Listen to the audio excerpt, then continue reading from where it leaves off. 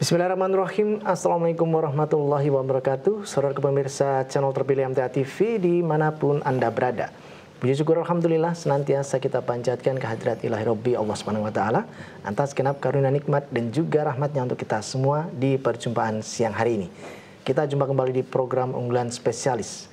Dan Alhamdulillah narasumber yang sudah hadir di sebelah kiri saya ada Dr. Pepi Budianto, spesialis saraf konsultan FinR FinA, yang beliau adalah dokter spesialis saraf neurolog di Rumah Sakit UNS yang nanti akan menyampaikan materi yang sangat berharga untuk kita semua, yakni Coach Stroke, respon cepat kegawatan stroke. Nah, nanti Anda bisa berpartisipasi aktif bergabung bersama kami di line telepon. Kami persilakan di 02716793.000 SMS ataupun di WA kami di 08112553.000. Assalamualaikum warahmatullahi wabarakatuh, Dok. Waalaikumsalam warahmatullahi wabarakatuh. Kabar baik dan sehat siang ini? Alhamdulillah. Kabar baik. Baik. Coach Stroke nih, Dok, ya? Ya. Ya, karena stroke masih menduduki 3 besar ya, Dok, ya? 3 besar di seluruh dunia. Seluruh dunia ya. Baik. Nah, apa ini yang harus dicermati dan harus diwaspadai? Silahkan, Dok, materinya. Ya, baik. Saya izin untuk menyampaikan beberapa slide untuk pengantar diskusi kita siang hari ini. Bisa dibantu?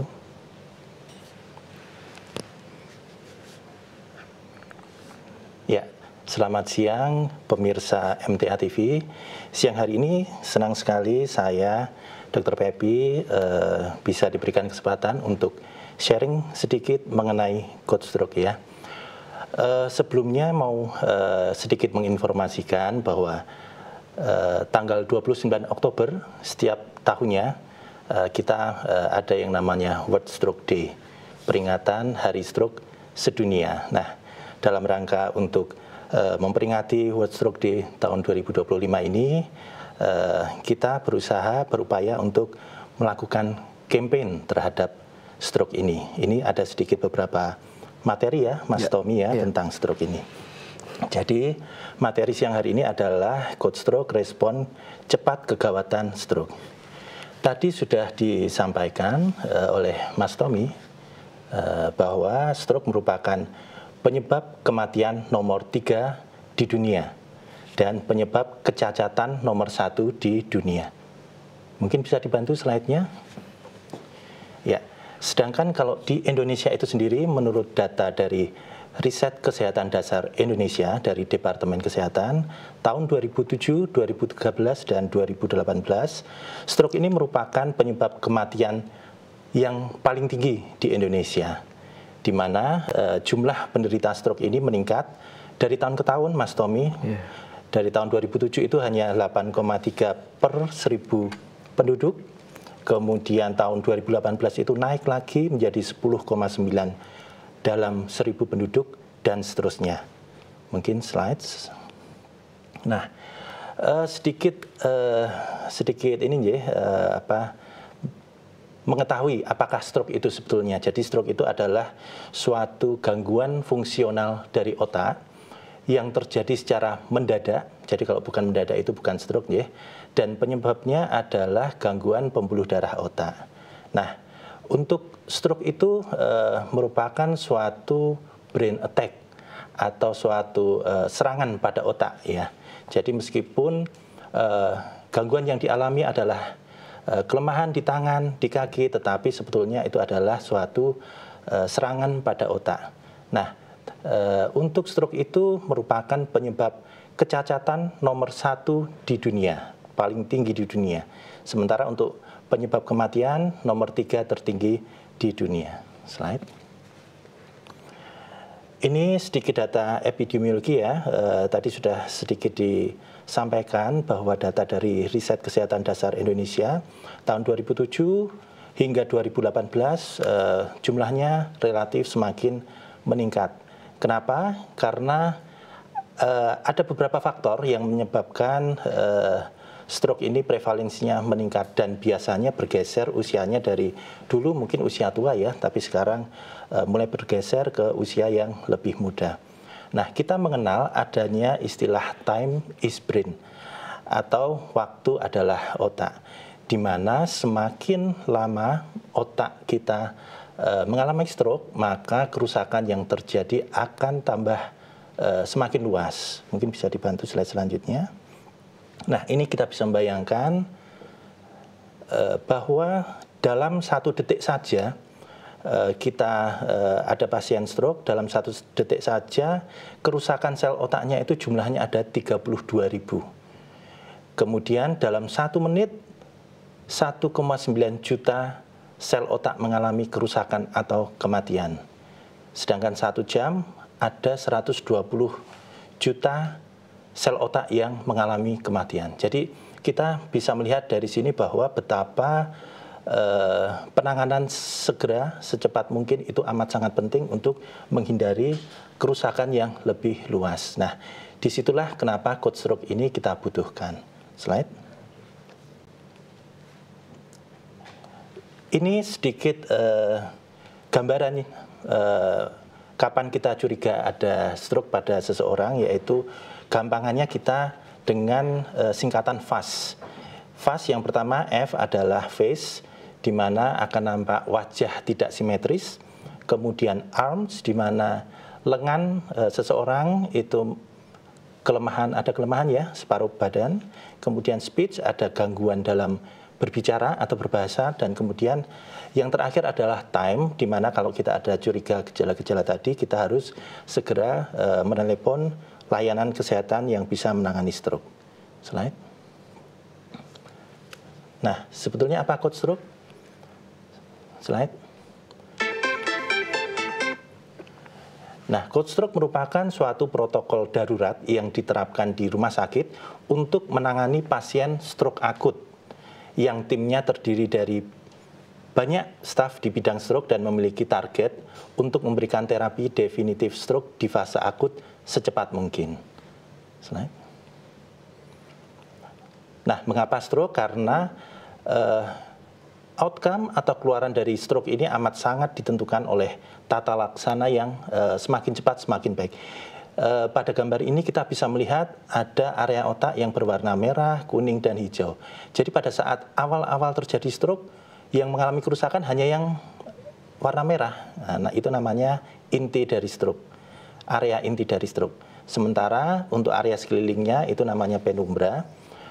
Semakin lama kita delay penanganannya, maka yang warna merah ini akan menjadi semakin luas. Slide. Slide. Ya, ini komposisi dari tim code stroke di rumah sakit. Ada dokter saraf, dokter jaga IGD, radiologi, laborat, radiologi, kemudian lain sebagainya. Ini semua segera siap sedia manakala code stroke teraktivasi. Next. Ini adalah kandidat code stroke di mana pasien datang ke IGD rumah sakit dalam kurang dari 4,5 jam dari onset. Slide. Nah, ini mungkin bisa ditampilkan contoh video dari pasien code stroke yang sebelumnya. Ini sesudah dilakukan code stroke ya, setelah dilakukan trombolisis. Nah, pasien bisa mengangkat tungkainya dengan sangat tinggi. Ya. Kalau video sebelumnya tadi ada enggak? Ya, next. Ada 2 video tadi. Ya. Cukup? Ya, mungkin itu sedikit pengantar untuk diskusi kita siang hari ini, Mas Tommy. Terima kasih.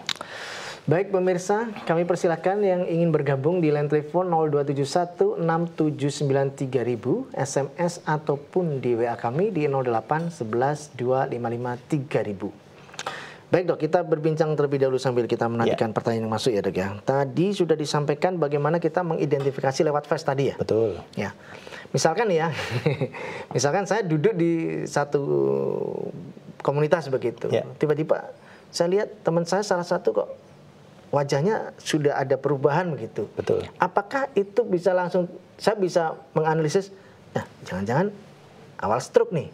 Ya. Apakah ada karena hal lain? Gitu. Ya, baik. Jadi memang betul harapannya kita semua bisa menjadi agen dari stroke spotter. Artinya sebagai agen yang waspada terhadap stroke di sekitar kita. Jadi manakala ada yang tadi Mas Tommy ceritakan, ada yang tiba-tiba wajahnya merot, ya, itu boleh segera menelepon rumah sakit yang bisa melayani stroke secara segera, secepatnya, untuk dipastikan apakah ini betul-betul stroke atau bukan. Karena kalau memang betul-betul stroke, maka itu betul-betul golden period ya untuk dilakukan terapi yang definitif supaya hasilnya jauh lebih baik. Ada nggak tanda-tanda yang mirip-mirip itu? Ada. Sehingga kita nanti bisa mempertimbangkan, oh ini kalau nggak stroke, potensi stroke ya ini gitu. Apa itu? Betul, ada. Mungkin yang mirip ya, yang mirip itu ada yang namanya Bell's palsy. Bell's palsy itu sama, kelemahan wajah atau wajah yang asimetris, tetapi penyebabnya bukan gangguan di otak, tetapi di saraf wajah.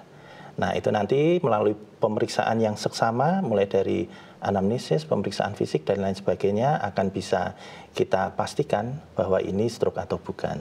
Ya. Kemudian tadi di lengan ya, itu baik kanan maupun kiri ya, Dok ya? Bisa. Ada nggak yang mirip? Semacam kayak, misalkan, wah teman saya nih ngomong nih, aku tuh 1 bulan 2 bulan ini tanganku tuh angkat cuma sampai segini aja ini. Nah, dia langsung bisa menyatakan ini frozen shoulder ini. Apakah A1 itu informasinya, atau memang perlu kajian lebih dalam lagi potensinya, bisa ke stroke atau gimana? Ya, jadi memang untuk bisa menegakkan diagnosis stroke itu kita memerlukan anamnesis atau tanya jawab yang seksama dan juga pemeriksaan fisik. Nah, terkait dengan keluhan tangannya lemah tadi, nah, itu bisa salah satu diagnosis yang mungkin memang adalah stroke, yang lainnya juga masih mungkin. Nah, frozen shoulder tadi, nah, itu juga sama, tetapi penyebabnya beda ya? Beda. Nah, kalau frozen shoulder mungkin penyebabnya adalah sendi di bahu dan jaringan di sekitar bahu. Nah, itu sekali lagi perlu pemeriksaan yang seksama untuk tahu apakah ini stroke atau bukan. Untuk mengantisipasi itu, Dok, ya, misalkan ini saya nggak ngerasain apa-apa begitu, tapi setelah saya mendengarkan penjelasan ini, terus saya pengen tahu lebih detail nih keadaan saya gitu. Terus saya datang harus kemana nih, biar saya ngelihat dalam isi kepala saya itu seperti tadi, Dok. Baik, jadi begini, waspada terhadap stroke sejak awal itu memang amat sangat penting, Mas Tommy. Jadi yang perlu kita waspadai adalah yang pertama, manakala kita atau orang-orang sekitar kita ada faktor risiko stroke. Jadi stroke itu ada faktor risikonya. Kita biasa membagi menjadi 2. Yang pertama adalah faktor risiko yang tidak dapat dimodifikasi. Artinya bahwa faktor risiko itu memang ada dan kita tidak bisa mengubah-ubah. Contohnya apa? Jenis kelamin, ras, kemudian usia, itu kan tidak bisa kita ubah-ubah ya. Nah, tetapi ada juga faktor risiko stroke yang bisa kita modifikasi. Contohnya apa? Seperti darah tinggi, sakit gula, sakit jantung, kemudian makanan, diet. Nah, itu manakala kurang baik, berarti itu ada faktor risiko stroke. Nah, kalau ada faktor risiko stroke, memang kita harus berobat secara rutin, dan apabila ada tanda-tanda ke arah gejala stroke, ya memang harus dilakukan pemeriksaan CT scan seperti yang tadi disampaikan oleh Mas Tommy. Jadi bisa ya, misalkan saya masih belum merasakan apa-apa, datang itu ke layanan begitu, gimana cara saya tahu isi kepala saya? Kalau memang saya harus ngomong apa ini? Pemeriksaan apa begitu saya harus nyebut? Jadi pemeriksaan CT scan tadi, CT scan tadi itu tidak selalu kita lakukan kepada pasien yang datang ke kita. Oh gitu. Jadi kalau dari hasil anamnesis atau tanya jawab yang seksama serta pemeriksaan fisik, jadi dilakukan pemeriksaan yang seksama, ternyata ada arah menuju kecurigaan stroke, baru itu ya? dilakukan pemeriksaan. Kalau enggak ya enggak perlu. Berarti penyidikan dulu nih ya, tanya jawab dulu ya, interview dulu ya nih. Interview dan pemeriksaan fisik. Nah, karena harus ada interview dulu nih ya. Iya. Ya. Boleh nggak dibocorkan kalau jawabannya semacam ini kemungkinan ke arah itu, apa salah satunya? Ya. Misalkan setiap bangun pening apa gitu. Ya, baik. Jadi yang mengarah ke stroke tentu saja ya, yang mengarah ke stroke itu yang pertama ada gangguan fungsional. Gangguan fungsional itu bisa berupa misalnya bicaranya agak belo atau tadi yang fast tadi itu termasuk gangguan fungsional. Bicara belo, wajah merot, kemudian lengan ada kelemahan dan lain-lain. Nah, itu pasti akan kita tindak lanjuti. Itu yang pertama, ada gangguan fungsional. Yang kedua, kata kuncinya adalah gangguan fungsional itu terjadinya secara mendadak. Jadi kalau tidak mendadak kemungkinan bukan stroke. Bisa jadi misalnya tumor otak, infeksi atau dan lainnya. Dan yang ketiga adalah memiliki faktor risiko tadi itu. Jadi biasanya kalau ada gangguan fungsional terjadinya mendadak dan ada faktor risiko tadi pada seseorang, nah ini kita curiganya ke arah stroke. Ya. Lebih ke arah mana ini dok yang paling prosentasinya besar ini peluangnya untuk ke arah stroke ya? Pola tidur yang nggak beres, pola makan yang nggak beres, atau nggak olahraga sama sekali? Ya, jadi untuk faktor risiko stroke itu yang paling tinggi ya, paling tinggi itu sebetulnya adalah ada 3 juaranya. Yang pertama adalah hipertensi atau darah tinggi, yang kedua adalah diabetes atau kencing manis, kemudian merokok. Itu 3 besarnya. Jadi kalau ada 3 besar itu harus waspada. Selain itu juga ada yang tadi sudah disebutkan oleh Mas Tommy, tidak pernah berolahraga, makanannya tidak dijaga, kolesterol dan lain sebagainya itu. Jadi 3 pintu gerbang utama ini dulu ya. Bagi yang hipertensi berarti kita harus benar-benar beresin hidupnya ini. Betul. Kemudian diabetes sudah pasti nih ya, udah kena berarti kan ini. Kemudian merokok, lah ini merokok kan pasti yang dominan ini ya, di kawasan Asia terutama Indonesia kan ini dok ya. Ya. Nah, apa yang bisa kita sikapi? Misalkan hipertensi nih, apa yang harus kita sikapi? Waduh, ini saya hipertensi nih, sudah beberapa tahun terakhir. Ini udah jelas ini yang ngomong dokter yang meriksa begitu ya. Apa yang harus saya lakukan agar tidak ke level berikutnya? Ya, tentu saja kalau kita sudah terdiagnosis menderita hipertensi harus ditangani secara komprehensif. Apa saja? Yang pertama berobat ke dokter, meminum obat yang diberikan oleh dokter secara rutin dan sesuai anjuran dokter ya. Kadang-kadang beberapa dari kita merasa bahwa saya sudah minum obat tensi sudah dihentikan. Bagus, saya hentikan sendiri. Nah itu mungkin kurang pas ya. Nah, jadi pada saat sudah minum obat tensi, kemudian 10 menit kemudian di tensi sudah bagus, yaitu karena masih ada kandungan obat tensi di darahnya. Nah, begitu di stop nanti sudah hilang lagi, nanti tensinya naik lagi.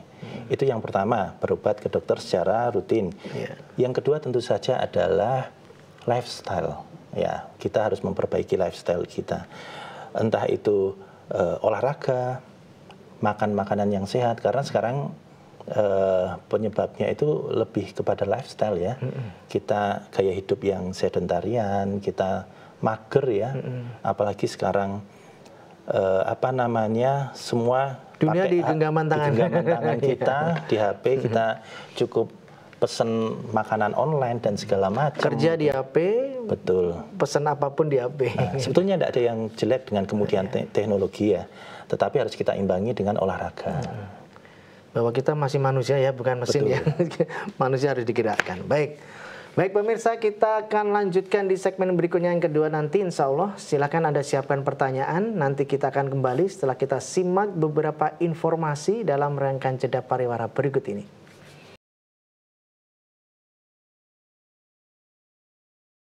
Saat channel terpilih MTA TV dimanapun Anda berada, terima kasih Anda masih setia bersama kami, khususnya di program unggulan spesialis pada kesempatan siang hari ini. Kami persilakan Anda bisa bergabung di 02716793000 ataupun di 08112553000. Kita bacakan ya dok yang sudah masuk di WA. Dari yang pertama, Bapak Supriyono di Batang. Usia beliau 63 tahun. Tinggi badan 165, kemudian berat badan 62 kg. Nah, beliau adalah penderita diabetes, dok. Sudah 20 tahun lebih. Beliau rutin kontrol, kemudian rutin juga minum obat, tetapi tanpa obat tensi normal, dok. Setiap periksa ke dokter menanyakan perihal gula darah selalu aman. Dan 2 hari sekali beliau jalan cepat 6 km dalam waktu 1 jam. Nah, selama jalan cepat tidak ada kendala atau keluhan apa-apa, nafas biasa saja dan tensi setelah jalan cepat normal.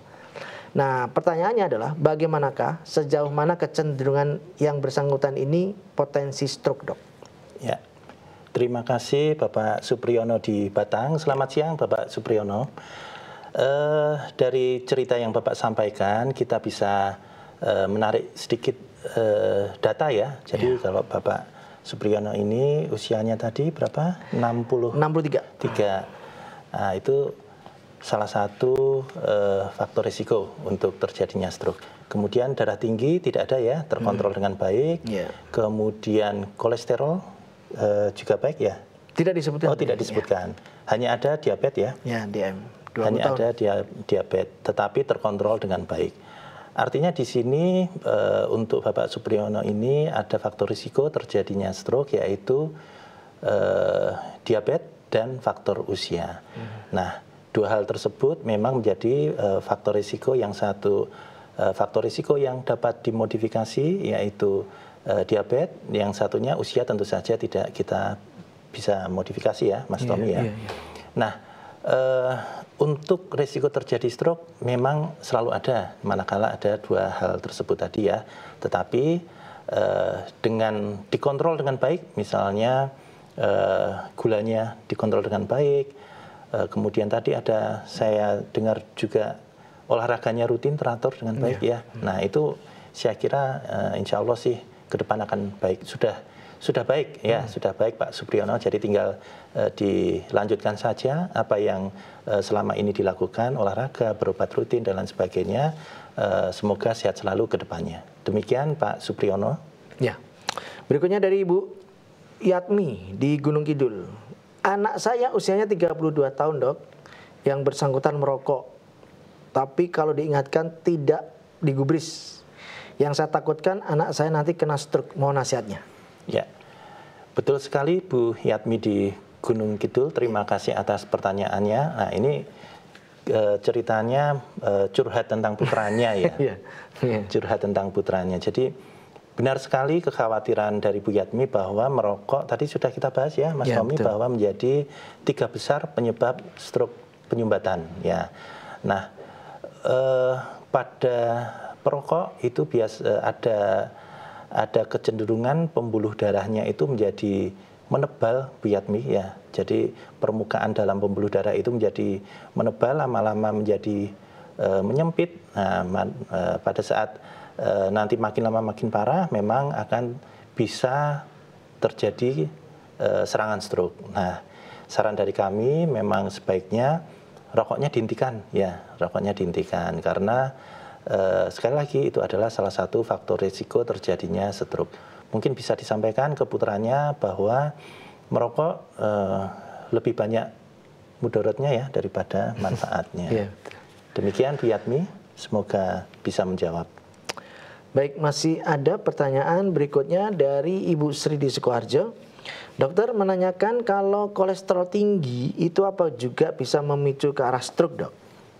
Ya, terima kasih Bu Sri di Sukoharjo atas pertanyaannya. Betul sekali Bu Sri bahwa kolesterol adalah salah satu faktor risiko penyebab stroke. Nah, oleh karena itu manakala ada seseorang yang memiliki kolesterol tinggi harus segera dilakukan penanganan secara baik dan tepat ya. Di antaranya misalnya minum obat, berobat ke dokter untuk mendapatkan penanganan pengobatan yang sesuai, kemudian mengatur pola makan mungkin ya, menghindari makanan-makanan yang bisa meningkatkan kolesterol. Kurang lebihnya demikian Bu Sri, semoga bisa menjawab. Baik, kami persilakan kembali di line telepon. Kami persilakan di 6793000 ataupun di 08112553.000. Kembali ke tema tadi ya dok ya, coach stroke itu implementasinya sebenarnya seperti apa dok? Ya, terima kasih Mas Tommy. Jadi coach stroke baru kita gaungkan beberapa tahun terakhir dengan pertimbangan bahwa semakin cepat pasien stroke mendapatkan penanganan yang tepat, maka outcome atau keluarannya akan semakin baik. Sehingga dengan coach stroke ini harapannya pasien pada saat mengalami serangan stroke segera dibawa ke rumah sakit. Tentu saja rumah sakit yang sudah bisa melakukan pelayanan stroke komprehensif ya, dan bisa melakukan trombolisis. Nah, trombolisis itu adalah salah satu terapi definitif untuk pasien stroke fase hiperakut ya. Jadi kalau pasien onsetnya atau mulainya awal gejalanya itu kurang dari 4,5 jam, itu masih ada tempat untuk dilakukan trombolisis, namanya pengobatan trombolisis. Nah, seperti di video tadi, pasien-pasien dengan dengan terapi trombolisis hasilnya biasanya jauh lebih baik daripada yang tidak mendapatkan trombolisis, Mas Tommy. Nah, coach stroke ini tujuannya adalah gimana caranya pasien bisa segera sampai di rumah sakit, di IGD, bisa segera sampai di IGD, kemudian segera mendapatkan pemeriksaan dan penanganan diantaranya trombolisis tadi itu dalam kurun waktu kurang dari 4,5 jam, supaya outcome-nya bisa lebih baik lagi. Tidak terlalu banyak kecacatan yang diderita oleh pasien. Demikian. Itu kan ini ada kendala jarak nih dok ya. Ada yang di remote area yang di pelosok begitu.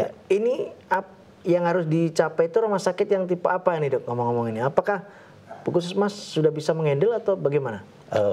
Kalau puskesmas mungkin belum ya. Belum. Jadi puskesmas belum ya? Ya belum. Jadi rumah sakit mestinya yang sudah ada layanan CT scan dan siap melakukan layanan stroke secara komprehensif. Sedikit bercerita Mas Tommy, jadi kami dari Perhimpunan Dokter Saraf Indonesia cabang Surakarta atau Perdosni namanya, bekerja sama dengan Yayasan Stroke Indonesia cabang Surakarta juga.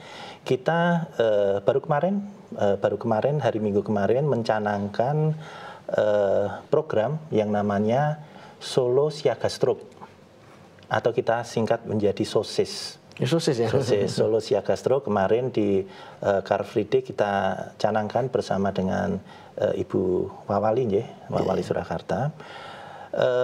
Solo Siaga Stroke ini harapannya kita menggandeng berbagai pihak, baik itu rumah sakit, kader masyarakat. Nah, kemarin juga kita undang untuk mencanangkan SOSIS ini. Harapannya semakin banyak rumah sakit yang bisa terlibat di dalamnya dan juga kader-kader yang teredukasi untuk stroke ini sehingga penanganan coach stroke bisa lebih merata. Dari data kami, rumah sakit di Soloraya yang sudah melakukan coach stroke ini atau trombolisis ini, kemarin kita mendata sudah hampir 20 sekian kalau tidak salah, hampir 30 yang sudah melakukan coach stroke ini. Nah, jadi tidak usah khawatir harus dibawa, misalnya saya harus dibawa ke rumah sakit tipe A atau B atau C, semuanya bisa, asalkan di rumah sakit tersebut sudah tersedia layanan coach stroke ini, kemudian ada layanan CT scan dan tenaga lainnya yang siap menangani stroke. Ya. Kita awam taunya rumah sakit itu ada layanan coach stroke gimana nih? Ada ciri-ciri.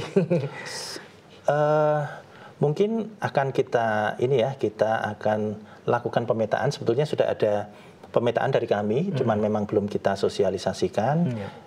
Rata-rata hampir seluruh rumah sakit di Seloraya yang memiliki CT scan Bisa ya? mestinya bisa.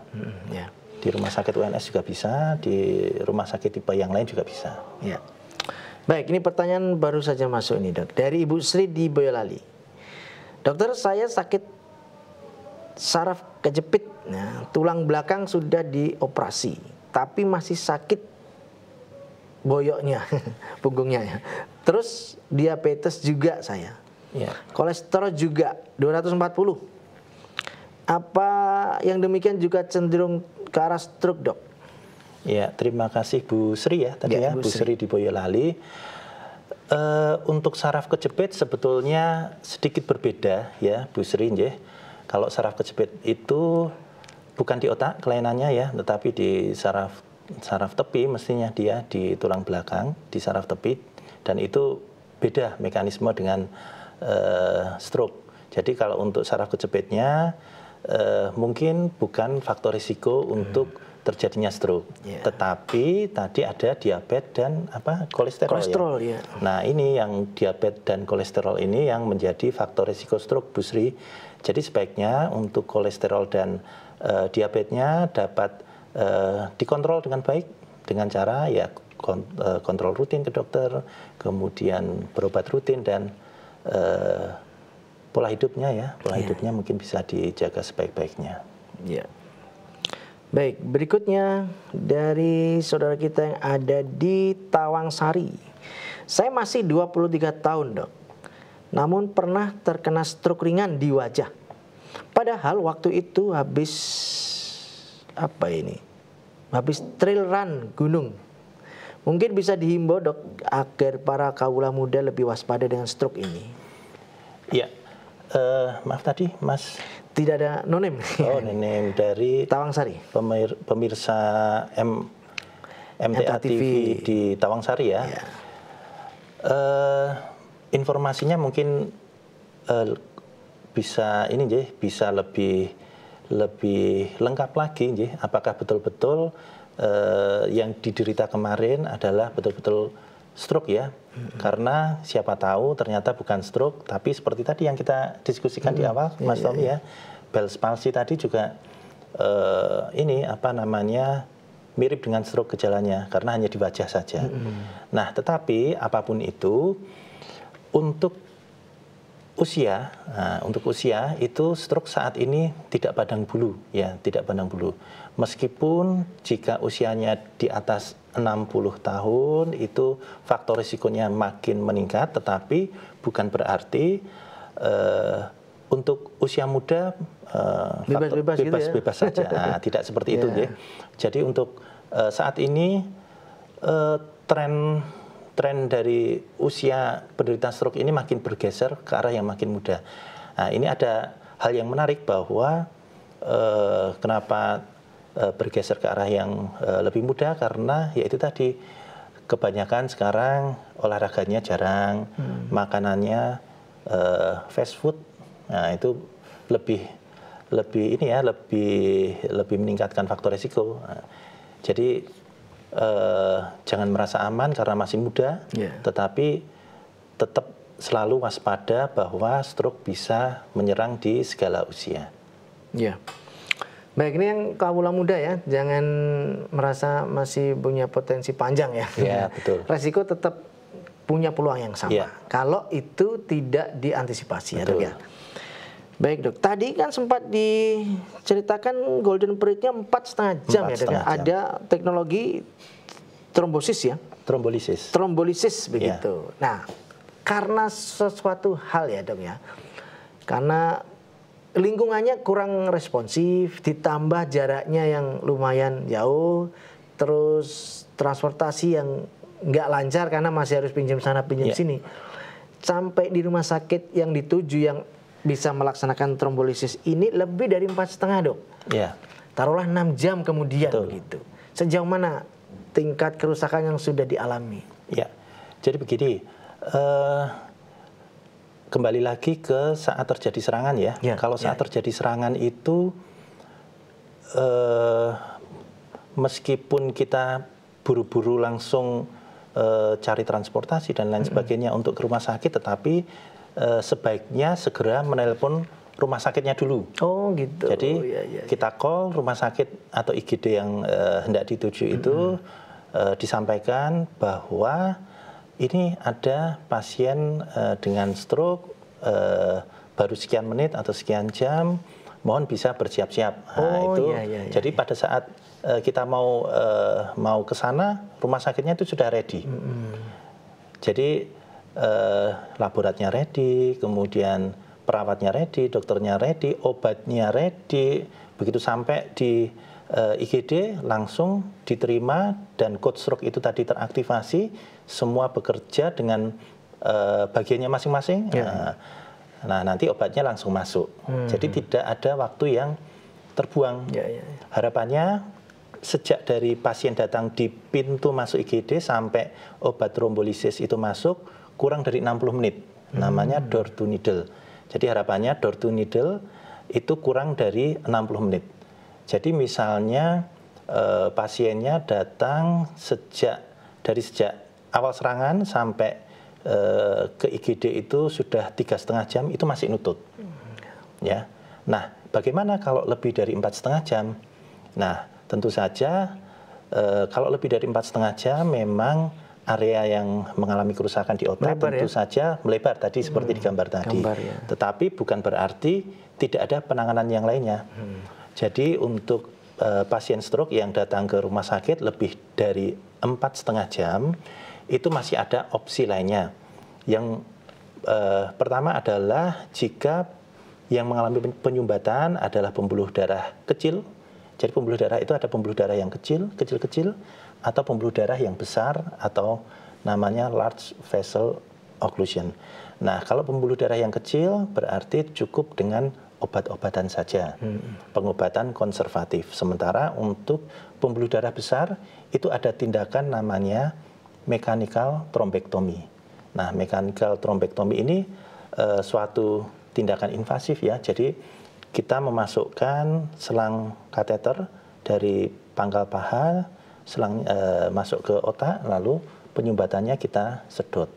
Nah, itu namanya mechanical thrombectomy, bisa kita lakukan meskipun pasien sudah lebih dari 4,5 jam, biasanya sampai 24 jam masih bisa. Cuman memang tidak setiap rumah sakit bisa ada pelayanan tersebut.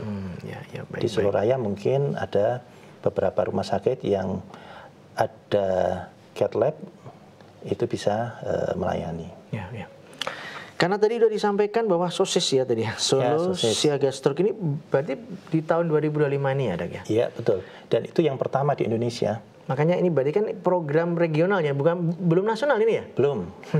Ini kita Perdosni Surakarta mengawali. Jadi pionernya. Pionernya, ya. Nah, ini sejauh mana nanti ke 2026 gitu, Dok? Kan ini karena masih potensi besar sekali, penderitanya itu banyak begitu ya. Nah, semasif apa ini kampanye ke masyarakat dari apa perimunannya tadi? Perdosni. Perdosni. Ya, betul. Itu. Jadi memang untuk pencanangannya sudah kita lakukan kemarin ya, hari Minggu di Car Free Day Jalan Slamet Riyadi. Itu baru pencanangannya, baru campaign awal. Nah, ke depan tentu saja kita akan lebih masif lagi di antaranya. Ya, betul. Jadi di antaranya kita akan merangkul makin banyak rumah sakit di sekitar Solo Raya untuk bisa tergabung dalam program SOSIS ini.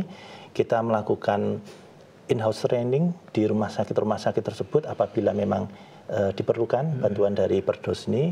Kemudian kita akan kalau kemarin kader masyarakat yang datang sekitar 90-an, hampir 100.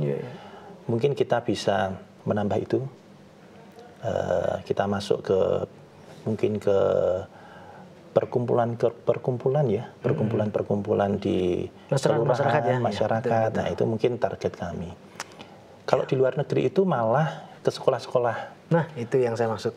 Ke sekolah-sekolah dan justru sekolah SD, Mas Tommy. Kenapa SD? Kalau di luar negeri itu SD-nya itu sekolah sampai jam 10 pagi. Iya. Setelah itu pulang, anak sekolah itu akan ada di rumah bersama dengan kakek neneknya yang menunggu. Jadi harapannya kalau kakek neneknya itu mengalami stroke, si anak ini tadi sudah tahu apa yang harus dilakukan. Iya, tidak asal panik ya. Betul. Satu lagi dok, ini pertanyaan masuk, semoga sebagai akhir yang baik di penghujung perjumpaan ini, dari Ibu Daning di Sukoharjo menanyakan, kalau perempuan di usia 45 tahun sudah ada hipertensi, usaha apa yang bisa kami upayakan supaya tidak terkena stroke, dok? Iya, terima kasih Ibu Daning di Sukoharjo ya. Iya. Ya, Ibu Daning di Sukoharjo, apabila memang ada faktor resiko stroke, faktor resiko hipertensi ya tadi ya. Iya betul. Jadi memang berobat rutin ya, Bu Daning, berobat rutin ke dokter. Jika memang harus minum obat rutin ya harus minum obat rutin. Makanannya dijaga seperti makanan yang mengandung garam tinggi, makanan-makanan instan, nah itu harus kita hindari. Kemudian tentu saja lifestyle-nya harus dijaga, misalnya olahraga setiap hari, atau misalnya setiap hari tidak sempat ya, seminggu misalnya 3 kali lari-lari di mana itu, di Gor Sukoharjo itu. Ya itu bisa. Intinya lifestyle-nya dijaga, dietnya dijaga, dan apabila ada hipertensi berobat rutin ke dokter. Ya. Salam sehat Ibu Daning. Ibu Daning di Sukoharjo ya. Baik dok, kami sampaikan terima kasih informasinya. Nanti kita lanjutkan kalau sudah ada program-program yang harus disampaikan ke publik ya dok. Siap. Terima kasih. Assalamualaikum warahmatullahi wabarakatuh. Waalaikumsalam warahmatullahi wabarakatuh. Baik saudaraku pemirsa channel terpilih MTA TV dimanapun Anda berada. Demikian tadi telah kita simak dan ikuti bersama program unggulan spesialis yang hari ini. Kita jumpa lagi di kesempatan mendatang. Saya Tomar Fatoni pamit undur. Assalamualaikum warahmatullahi wabarakatuh.